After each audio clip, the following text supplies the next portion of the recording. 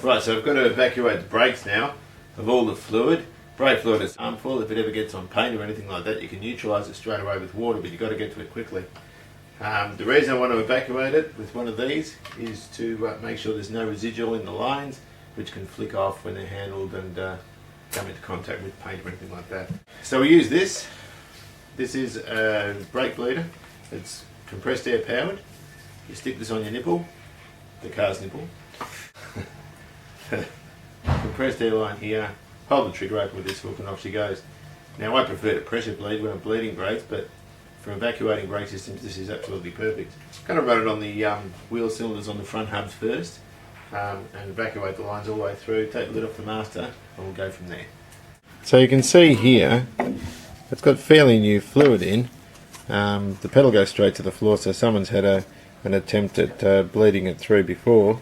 I've got the nipple connected to this hydraulic or pneumatic brake bleeder. It's basically just a case of pulling this trigger on.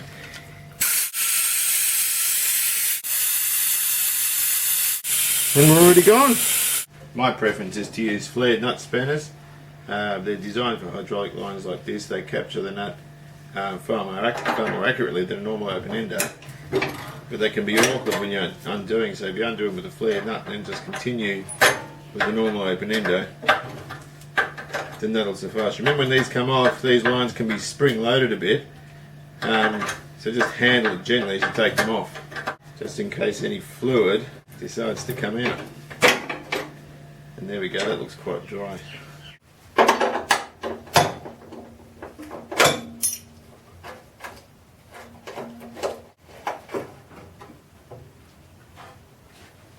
Plug all the hydraulics up so we don't get any bits and pieces in there.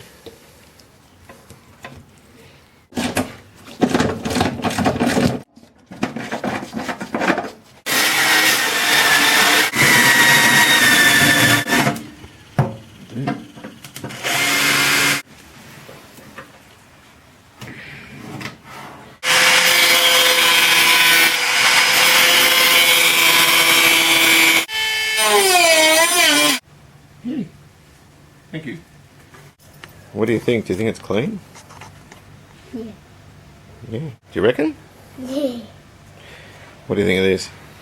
Can you see that hole? Yeah. Well, this is the magic, right? Daddy made a patch for it. Look at this. Magic.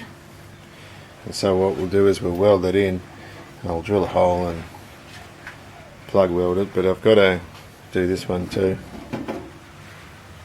And I reckon. How do they break?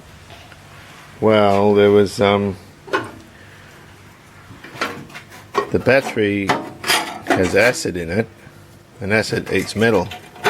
So the acid fell there and sat there, and it ate through the steel. And so we got to fix it, otherwise we can't get the car finished. What does that do?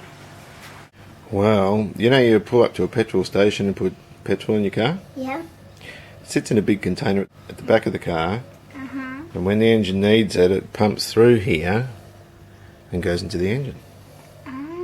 Goes into there, pumps in, goes up this here, goes into there, and then air comes in here, and it turns it into a spray. Like a can of air fly spray, it turns it into a spray. Okay. And then round here, electricity comes through one of these at a time, and the petrol's sitting in there, and it squeezes this gas, this spray, into a small area, and then electricity comes through and it makes it blow up. So every second there's lots of little explosions happening in your engine. That's what makes your car go. Pretty cool, huh? Yeah. Stop.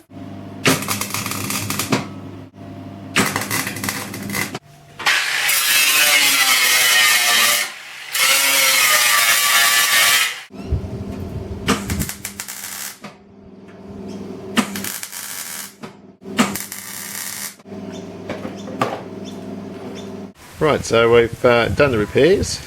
I've just tacked in a strip of steel where the battery goes there. The post up here, the support for it, plug welded in. That turned out quite well, and there's a patch underneath it where the hole was. And I've also put a little spigot down there for the drain on the plenum chamber, which looks a bit rough. Once it's painted, it'll look alright.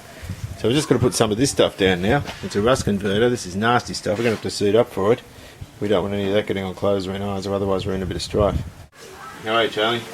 Good. This is a rust converter. What we're going to do is over here, it's all pitted with the surface rust. So I've got rid of the majority of it. When you brush this stuff on, this is really nasty stuff, and it eats its way into it and provides a nice surface that you can etch, prime and prime. So I'll go around and do the surface rust on it, the bits I couldn't get off, and we'll go from there, I suppose. I use a bit of gal as a mixing tray for filler. So I'll just stick a bit on here. And we just use a little bit of filler. Some of the TV shows say golf ball filler to a Peter Partner, but I'm just going to... True, it stinks. It does. Nearly as much as your breath in the morning. Oh, Yeah. how kind you are, Dad. So I'll just fold this in. And the idea is you don't want to see any of the pink. It should all blend in seamlessly.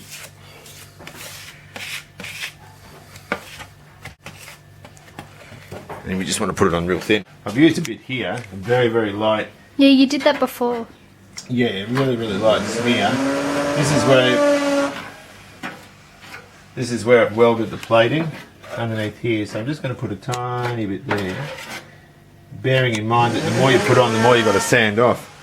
And I'll stick some in here where there's been some surface rust, and just to get it smooth so it looks nice. But again, we just want to do a really, really light quantity. Do stick some in there as well. I've prepared the metal with the rust converter, so there's no issue with it.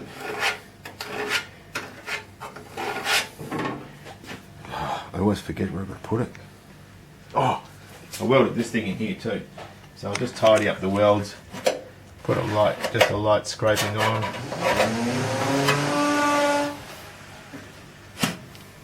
That noise isn't going to be annoying. No, it's better than those crows. Remember we were doing this before and there were crows? Meh, meh. So back at school tomorrow? No. When are you back at school? Friday, I've told you 1,000 times. Yeah, but you never listen to me when I talk, so I guess we're even. What are you thinking? Good to go? No, still looks crap. Mate, you don't understand automotive jewellery when you see it. You do not understand how good this car's going to look, and in fact, you'll want it. I don't think so. Yeah, I reckon you will. Nah, Anyway. I don't think so. That's all for now. Hey, look at this. This is Spider. Do you want it? No. Nah. That's all. Alright, so I've edge primed the bare metal parts of the engine bay now. We've just got to mask it up and give it a proper prime coat, which I'll do shortly. The disconcerting part about these, of course, is they're quite untidy in terms of sealants and all this sort of stuff that they did in the factory. It is possible to pull all that out and redo it, but I don't think it's worth it. As long as the sealants are in good condition and they're doing their job, then all should be fine. So we'll mask up, and I'll put some high full primer in and see how we go. Ready to start shooting primer. This is actually my top coat gun. My priming gun's had it, and I don't like using this because it clags up. I've got to clean it extra specially. I'm going to turn the fan down to a small spot so I can sort of get into the corners.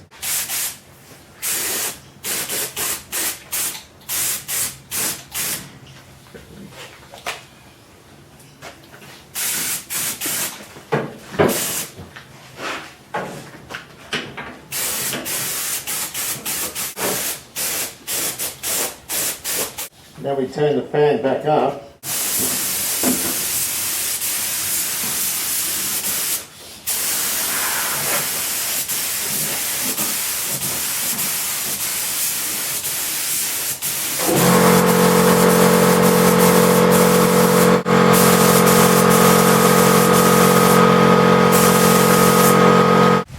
here's the primed product. We've shot a bit of primer at it.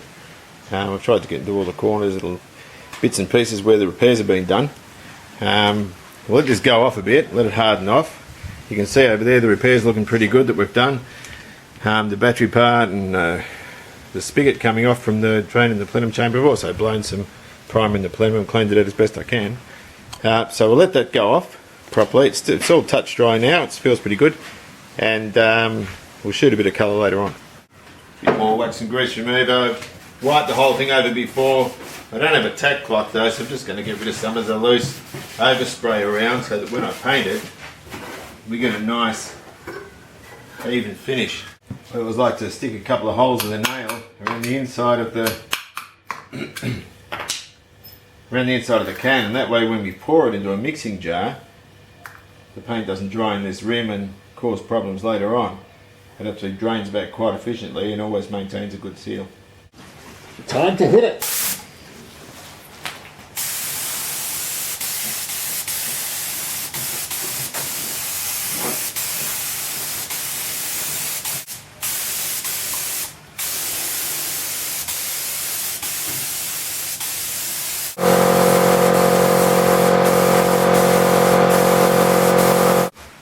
Alright, so here it is all painted up. The colour match isn't terrific, but that's not really a big deal in an engine bay, but when you go to do panel repairs later on it will be. I've painted this sort of valance here and the cross membrane also behind. Kept the air pressure on the gun right down, so I sprayed it quite close to keep overspray at an absolute minimum because I'm not really fond of lots of overspray. But she looks alright. We'll leave it there. In the next video we'll start to fit it up again. Don't think I'm going to bother taking the front end out of this car. It all looks alright. The lower control arm bushes are good. Upper control arm bushes, shock absorbers and kingpins will need attention, but I can do that in the car. So we'll start to demask all the little holes in the firewall and fit it out again in the next video, which should be in about a fortnight or so. Okay then, see you later.